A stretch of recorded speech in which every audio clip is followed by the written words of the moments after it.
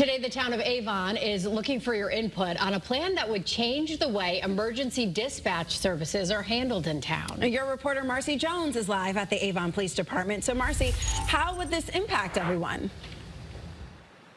Good morning, Tracy and Caitlin. Well, later today, Avon officials will hold a public hearing to discuss a potential partnership with the town of Farmington to streamline their emergency resources. This in hopes to really boost the response time of police, fire, and EMS. Here's how it would work. Under the proposal, Farmington would take over dispatch services for Avon, answering all 911 calls and routine requests for police, fire, and EMS for the next 5 years. Farmington already handles calls for the town of Burlington, and Farmington already covers for Avon when the town is short-staffed.